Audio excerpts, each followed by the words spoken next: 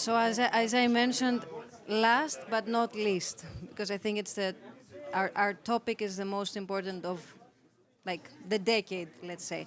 So, dear guests and esteemed speakers, welcome. It's a pleasure to host this panel discussion of Greek House Davos about net zero targets and maximizing the benefits of the green economy, fostering innovation and sustainable investments. I would like to introduce our esteemed guests. Speakers. We're starting with Mr. Jens Nielsen. He's CEO of the World Climate Foundation.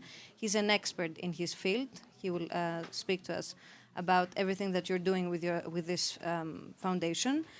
We have Mr. Konstantinos Mavros with us, who is the CEO of PPC Renewables, Public Power Corporation Renewables, or the Ananiosmos for the Greek audience. And we have Mr. Ved Prakash Lata, who is the Senior Board Member and Managing Director of Gemini Corporation NV. And he is an expert in, he will let us know about many innovative plans that you're having. So let me start by saying, first of all, that the cruciality of this topic is evident all around us. First of all, in the mountains that are snowless here in Davos. And by the fact that the WEF had a report mentioning the biggest threats of the next years. All the leaders agreed that climate crisis, climate catastrophe, will be one of the biggest threats of the future. So I think this is the basis of our discussion. I would like to ask Mr. Nielsen, first of all, could we say that net zero by 2050 and 1.5 degrees global warming by 2030 is a feasible goal, and what could be done to succeed and not lose our planet with it, a voice of which we cannot hear right now?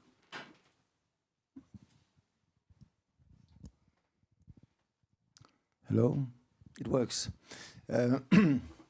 First of all, thank you very much for inviting me here in the Greek House. I just want to give a few remarks to the previous speaker, speaking about tourism.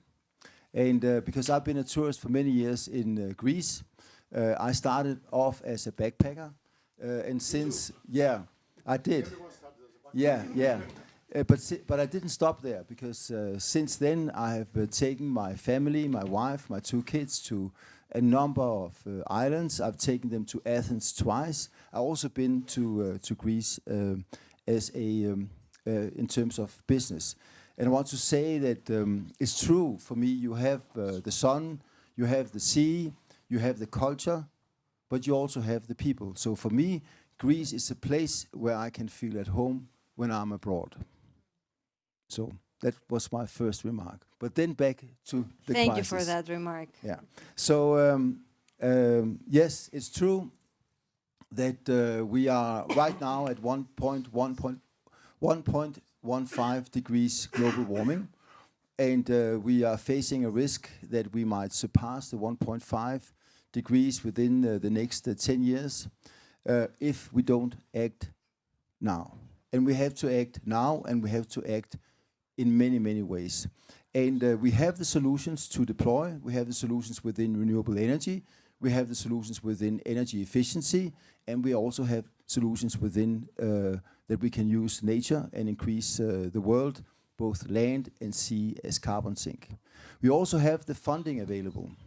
We have enough capital to finance achieving the Paris Agreement.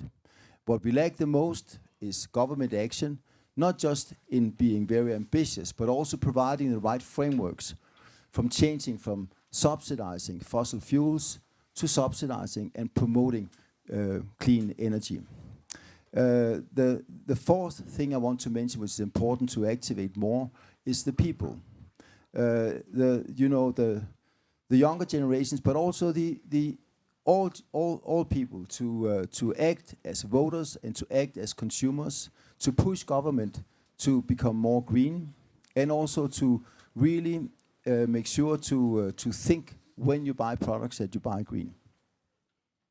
I will move forward, and I would like to ask Mr. Mavros. PPC Renewables is the only company in Greece which has activities in all renewable energy sources, like wind, hydroelectric, solar, geothermal. First of all, give us an idea of all the PV projects that you're working on. I just want to make a remark here before I proceed. I heard Jens very carefully, and I want to say that I believe we are in a perfect storm. Why? Because there is a contradiction in what's happening. We have the climate change, and we have a war that is changing everything. So we have food shortages, and at the very same time, companies trying to extract and produce more from fossil fuels in order to make sure they replace the supply problem from the Ukraine war. So this is very contradicting, and we need to move and make a leap forward to actually overpass the problem. And the problem is climate change itself. We should never forget that. So from our side, what I am proud of is that we are leading the energy transformation in Greece, and not only in Greece. Prime Minister Mitsotakis, back in 2019, announced in the UN that Greece is going to deploy a vast lignite phase-out plan. And this is what we do. Despite the war in Ukraine, despite the current circumstances, we are proceeding with a very ambitious plan of phasing out our lignite, and actually in the place where the lignite fields were, we are deploying massive plants of solar projects. So at the moment, we have installed more than 500 megawatts in these mines, and we are having a very ambitious plan within the next 3 years to deploy 2.5 gigas. This is one of the largest projects in the world, especially in depleted mines. For sure, it's the largest in Europe, and it's going really well. So we are very proud of those projects. At the same time, we have a plan of deploying 5 gigas of new renewables capacity within the next 5 years, reaching in total 10 gigawatts at the end of the decade. What I want to focus at is that according to the new National Energy Plan that was announced yesterday from the Minister, Greece is planning to increase electricity production. Eventually, electrification of the economy needs more electricity. So we are planning to go for 30 gigawatts of electricity production in the country, out of which we are planning to actually hold at least 10 gigs. So you understand, we have a very ambitious plan going forward, and we are very optimistic that we are going to make it happen. So one more comment, one more question on that. First of all, isn't it now the momentum for hydrogen to become one of the strongest energy sources? First, and second question, are you considering using nuclear fusion as another clean energy source? Okay, I want to take out nuclear fusion from the discussion because Greece is not in this path. Of course, it's a complementary source of electricity, and definitely it's quite important on a global scale. And yes, there will be projects globally. Regarding hydrogen, hydrogen is a battery form, is a form of storage. At the same time, is energy that is going to be used for long-haul transportation or industrial uses. In my view, this is going to take some time. So the time is now to prepare, but it's not imminent. What is very imminent is actually substitute electrification with renewables, and this is quite important. And we can do that using natural gas as a bridge fuel for the next years to come. So I believe there is space, there is will, and it's going to happen. Renewables will prevail. Giving the floor to Mr. Lata. So your company collects, and this is very interesting, hundreds of thousands of tons of recyclable plastics from locations across the globe. And could you give us an idea of how these tons of recyclable plastics could give or have a second life? Can you rephrase your question, please, to make it a little simple for the audience? I would like you to tell us how we can use recyclable Plastics? or whatever you are using to give or have second life. Like they Yeah. already have, they can have a second life or they can give second life. Right. So I like to bring some other points in between before coming to these things. Fossil fuel or the energy consumption is not only the single element in today's climate conditions or the climate challenge. I think the circular economy should be in the heart of the climate change, and I tell you why. Post World War II, the world economy was less than $1 trillion. In 1990s, the world economy was $23 trillion. In 30 years, we became $100 trillion economy. And in next 3 years, we are going to add another $23 trillion into our economy. So what we could not achieve in 60 years, we are going to achieve in 3 years. So if you compare the size of global GDP to $126 trillion and the size of the circular economy, the present size of the circular economy is only $330 billion. And it's going to reach in 3 years only $700 billion. If you talk about recycling, the recycling at the waste management itself is less than $1 trillion economy. So we are talking about some 0.1, 0.2% of the recycling or the circular thing. In Davos, everybody is talking about circularity. But circularity cannot come just by initiatives in silos. What our company is doing, as an example, is we are developing micro ecosystems around the world. So for example, take an example of a country like India. I live in Belgium, by the way. I'm an Indian living in Belgium for 22 years. 60 to 70% of India's population resides in small villages. So that means 60% of India's consumers are in villages and in the rural areas. These rural areas, these villages are the most challenged logistically, collection-wise, and segregation-wise. And waste has these three biggest challenges. What we are doing is that we are connecting these rural people to collect the plastics in the most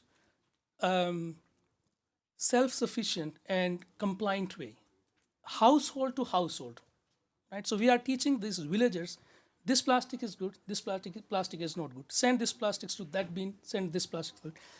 And then we are collaborating with the municipalities, and we are turning this plastics waste into bricks, for example. Or we are turning this plastics waste into films, into packaging industry. And we are making these plastics available for big companies like Coca-Cola. Just to tell you, if we turn the packaging plastics, 20% of packaging plastics into reuse, it offers $30 billion opportunity. So there is a massive scope. The world is producing every day 1 million ton of plastics waste. 1 million ton of plastics waste we are producing every day. That means 2,000 truckloads of plastics every single hour humanity is producing. In the cities like Delhi, you have mountains of waste. Mountains of waste. The machines look like an ant on that mountain. Imagine the amount of methane it releases into the air. So if you are not becoming responsible on micro levels, these are the things which are going to add to this climate change, and I'm a little fearful that are we really going to achieve less 1.5 degrees in coming years.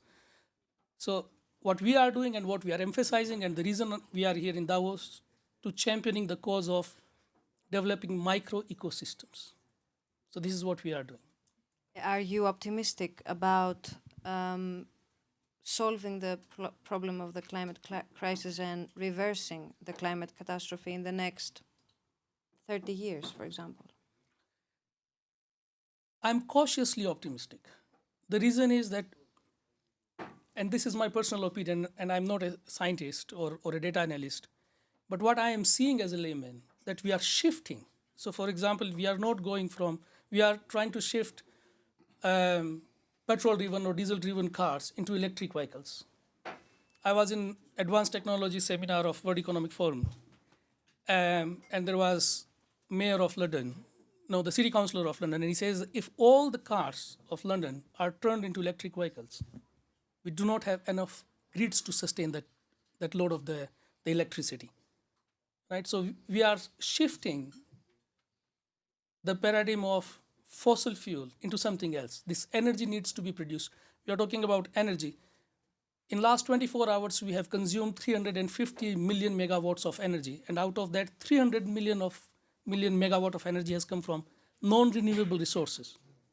We are going to add $23 trillion into our economy in 3 years. So our energy need is going to be. So I have my doubts. How are we going to really achieve if the energy need is going to increase? And we have war like Russia and Ukraine, where the supply of energy resources are already challenged. How are we going to achieve it? It's actually a question I don't have a clear view to. Mr. Nielsen, so could you please help us understand if we should be discussing about a green transition only, which will not, like an economy will not depend on fossil fuels, or an economy that will become from brown greener? We have to think both in terms of from green to green, but also from brown to green. And the last thing is much harder than going from green to more green, right? And so I think it's not possible to stop the use of fossil fuels, but we need to think in terms of transition, and we need to think in terms of a very planned transition and a very governed transition. That's why I call on governments to take more action. And I also do agree with both the other panel participants, and I also agree that we need to think of our economy in a much more circular way. Or some also call it, talk about bioeconomy and the climate economy. So we need a different thinking about how we deal with our resources. So I totally believe in that. But I do think we need the government to step up and to really make a change. I'm not saying it's going to happen the same way, but there is actually a successful example. Many of us remember when in the 90s, when we got a hole in the ozone layer, that made it very hard to go to the beach. And I remember a year or two later, governments got together and forbid the use of freon, right? And I just read last week that now there is no danger anymore from a hole in the ozone layer. So it is possible. Or that's at least an example, albeit smaller, that with the right action we can do something. Mr. Mavros, could you give us some examples, probably, of alternative gases that can be used in transportation and manufacture, for example? Yes, transportation and industry is a massive. There is a massive demand for fuels and electricity as well. So, as I said, hydrogen, in my opinion, will account for a lot of the supply for long-haul transportation, some cars, and of course a small percentage of the cars, and of course industrial use.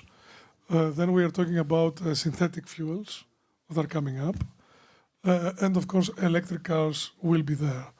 However, there is a challenge to that, and the major challenge is raw materials. So if we look back to policy making, the European Union is trying to cut deals with the producers, Chile, China, down in the East and Africa, to make sure we can have enough lithium or other critical raw materials for the production of batteries for the electric cars. And not only for the cars, because obviously batteries will be needed for the support of the stochastic production of the renewable systems as they have this peculiar characteristic. So I believe that the major challenge for electrification of the economy will be raw materials in terms of pricing and of course supply, and B, in terms of transportation and industry, depends really on the infrastructure for hydrogen and of course the new technologies for synthetic fuels. Mr. Lata, I was reading about sustainable tires. Even vegetable oils and resins were used for these tires. Could you give us some example of that kind of materials that could be used and give a second life? Well, tire itself has a lot of waste. Tire itself offers a lot of possibilities, right? So you have two kinds of tires: the tires which are made out of natural rubber, and the tires which are made out of the synthetic rubbers. So the beauty of the tire recycling is that it can be recycled at many times, and it can be used in different applications. So, for example, we collect almost 300,000 tons of tires on an annual basis, and we make it available for different applications. So, for example, it can be substituted. It is a good substitute of coal. Yeah, the cement industry can use it as a replacement of coal because it has a very high calorific value. We are providing tires to the companies who are making furnace oil out of that. So more furnace oil you make from the used tires, less furnace oil you are going to use from the crude oil. So there are different things. Then the tires can be recycled into making small rubber chips, which can be used in making turfs or the playgrounds. This is the beauty of recycling. You have a lot of innovative things, and there are a lot of innovative ideas which can not only preserve the nature and the climate, but it gives also an opportunity for many other fields. It gives an opportunity for employment, for the industry. I give you an example. 20 years ago, we received a call from a Dutch company. They said that we have some the steel in the tire, and you are in the metal business as well. Can you help us? So we went over there and we saw the metal, the tire, the wires in the tire, and it was full of rubber. So they were making the powder, and the steel was left out, but the steel was attached with a lot of rubber. And so we asked them that, can you clean it? Can you make the steel more clean? And he says, sorry, because the tire is a negative price, and we accept the tire at minus 65 euros for us to become profitable. But there is a cement industry next to us, and they are accepting the tires as minus 45 euros. So we cannot clean it because we do not have resources. And we said to them that if you can clean the tire, probably we are going to pay you 100 euro plus. So an industry which was standing almost on the step of bankruptcy, we made it profitable. Like that, many industries spurred up because the steel industry helped the rubber industry to grow. So this is what is happening in the recycling field. Mr. Nielsen, you were present at COP27. Could you say if you're satisfied by the outcomes of COP27? I would say both yes and no. So on the yes side, I think there was some movement in terms of just or in the light of just transition by creating the structure of a fund for loss and damages. We still need to determine the funding going into that, but that's a way for the poor countries to get funding for the losses and damages and funding from the developed countries. And I think that was a major key outcome coming out of COP27. I also think that that there was a strong engagement from business and finance and cities in not just coming with commitments, but also participating and talking to governments about solutions. I think that was a very positive thing to see. But I think far too little happened on sort of the core of solving the Paris Agreement, the mitigation, the push for mitigating climate change, and also in terms of adaptation. I think we came out of COP27 with still some question marks in that respect. I was reading an article at the New York Times. They mentioned about a community in Arizona where they are skipping showers and they're eating out of plates that are even plastic or wooden, because the provider of water, they have closed the tap because of a severe drought that is threatening America. So if we see that in Arizona, what we will be seeing in other countries that are suffering from droughts already? The question's for me. Well, unfortunately, if we continue as we do, then we would see we will see more people suffering, but we also will see a number of climate refugees simply moving away from those places because they are not livable anymore. And so it's very important that we not only make sure that they're not suffering, but it's also important that we think in terms of transition that those that are left without jobs because we transition to some other system or some other products, that we also go in and make sure that they still not even can survive, that they of course need to survive, but they also can thrive and still have jobs. We see already the climate catastrophe happening because we have the planet has recording 8 consecutive years, and they were the 8 warmest on record. And I think climate must be the #1 discussion. So I think I should give the floor to the audience if you want to make some questions as well. Hi, I'm Rushang from Luxembourg. I met you at COP as well, at your forum. I've heard a lot of panels talking about very similar things. There is 1 billion people who are hungry. There is food which is required. 20 to 30% of emission happens because of agriculture. I have not seen a lot of input coming from that part of the society, right? There's a lot of renewable energy. I spent a lot of time in Africa. 40 to 50% of the people don't even have energy. Where is all this renewable energy going? Is it only? So my question here is, we are seeing everything from the global north perspective. We are seeing nothing from the global south. We talk about EV vehicles. They all come from Africa, the raw materials. If they are hungry, they will do whatever is needed to kill their hunger. How are we capturing that? You mentioned the global south. And I believe this is the most important thing we need to discuss. And it's not only about renewables. I'd like to take it a step further. Look at the pandemic. I mean, they didn't have the same chances for exiting the pandemic as the global north. Look at electrification. They don't have the same chances. But at the same time, there is an opportunity here because the levelized cost of electricity, the cost of production from renewables is much less than anything else. And autonomous systems are becoming really approachable for these people. They are out there. So I believe this is the timing, and I heard this in the World Economic Forum today, where we should all move towards that direction, subsidizing those areas because we live from these areas. I mentioned the raw materials. I mentioned, all the solar panels are being produced in China.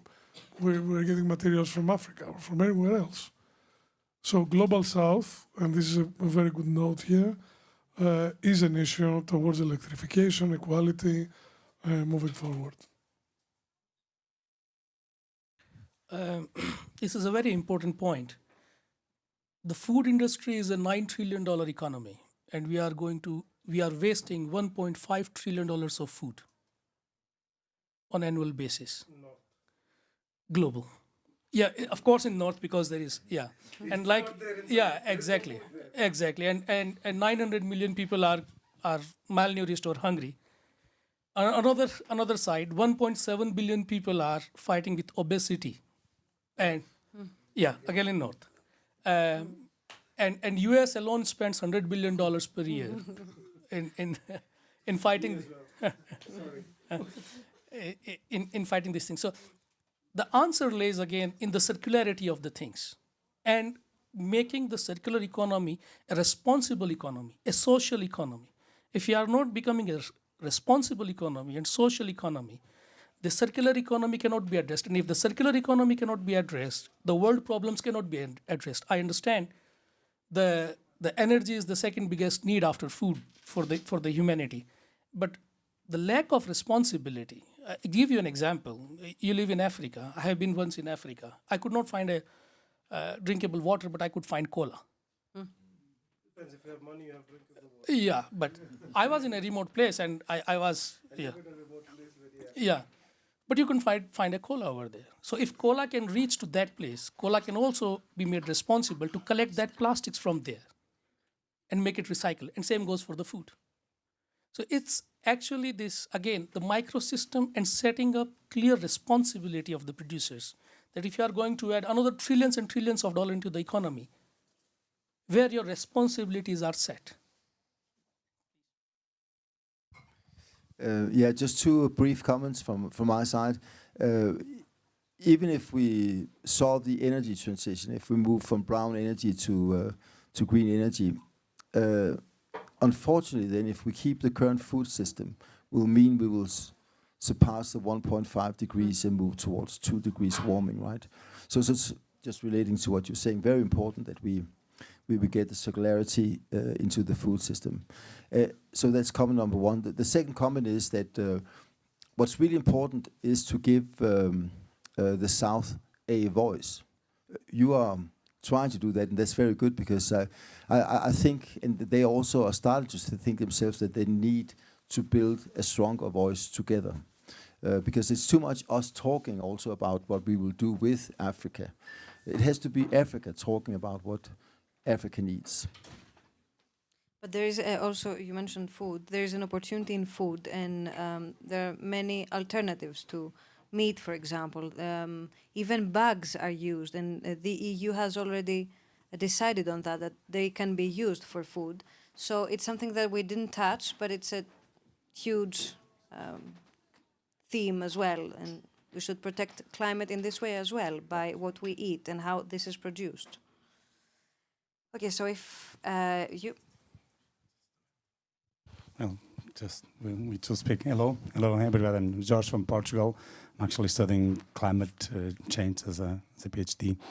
It's my fourth day here in Davos, and actually it's good to see that actually the business sector and everybody now in the policies are actually starting to take it more serious, the climate change. It's been a long time where we have been speaking from that. I mean, Rio was in 92, Kyoto 2002, if I'm not mistaken, and then we had the Paris in 2015, and now we are 2023. It passed like a lot of time. Okay, my question is like to the panel. I mean, I think it's one of the only issues in the world that we all agree that climate change exists and we need to tackle, and it's maybe the biggest challenge we had in generations, and that can actually change the way we live forever. I mean, the Earth will stay here, but if we pass 1.5 degrees, 2 degrees now, till the end of the century, which means, because we know that CO2 stays for around 100 years or more, we're going to have changes in the way, on the weather system, on the climate change for like maybe 1,000 years. The idea is like, do you think the way we are, policies are being implemented and advanced, okay? And do you think we can, and with all this growth that we have in the economy in the next years, with emerging economies, do you think that we're going to we have like the tools to actually meet these targets, okay? And are we doing enough, okay, as a policymakers and business decision persons in the short future? And should the targets be reviewed? Exactly, These and being met. targets should be reviewed, yes. Revision of targets. We are talking global here, but I need to mention Greece, because yesterday Greece revised the targets. So we're going for 80% renewables. This is one thing. And this is very important. The other issue I want to mention is that I believe we can do it, and it's only about time to market. Now pricing is okay. There is no need for subsidy anymore for renewables, at least for renewables. So the only thing is regulation. The European Union just passed institutional law and a guidance that renewables are being tier 1 priority. So we're proceeding quite fast. So if the average licensing period for a project in renewables, I would say just indicatively, because this difference from technology to technology was 5 years, we can make it 2 or 1 year. So we can move it quicker, and that's what we do. I believe we are on the right track, but it's never enough. I have a different perspective to this. India and China, these two big countries, constitute almost 35% of world population. Their priority is first to provide the energy, whether it comes from renewable or the traditional sources. So for example, India did not sign that non-coal based things. They said, no, the priority is first to electrify the country. Then we will think how we would go. And then second is Europe doing a moral policing? So in the policy, you have also moral policing or an inclusive policy maker. So I think what we are lacking is that there is no inclusive policing. We are doing moral policing as Europeans. Then connecting these people and working on the same level field and helping them to have this transition from non-renewable to renewables, because there is a lot of trade. India, China, Europe, it's a massive amount of trade, and this trade can be used as tool to have this inclusive policy instead of doing just a moral policing. Please. Thank you. Are we being recorded? Sorry? Are we being recorded? Yeah, I think so, but Okay, I just want to know. we can stop recording. No, it's okay. First of all, to answer you, should the targets be revised? No, they should not be revised. We are over one degree in global warming, and that means We're heading to 2.8, from what the scientists say. Yeah, if we do nothing. Exactly. No, even more if we do nothing. Yes, but but I want to say that you also it's not just about global warming and the general effects. It's also about the tipping points, right? And right now, tipping points are possible, but if we go beyond 2 degrees, they are highly likely, right? The melting of the ice on Greenland, and all the irreversible effects that they can create. So we shouldn't change the target at all. We shouldn't change either the whole Paris Agreement, the process associated with that, where the countries have to come with their climate plans every 5th year, and where we have also regular stock takes. And actually the next COP in Dubai will be a global stock take on where we are, because that's the process we need. But we need, and I come back to the governments, because at the end of the day, they are the ones who are the deciding parties to the global climate agreement. They need to be more ambitious, and frankly, when you study the current climate plans, many are good, but there are also many that are not that good, and I've said that very politely.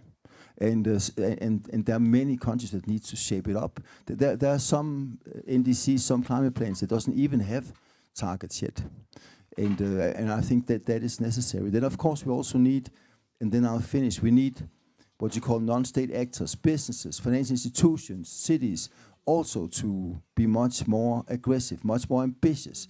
We need more leaders, and when you have these leaders, then you also get followers, and that's what we need. Thank you all so much for being here, and you as well. Thank you. Thank you.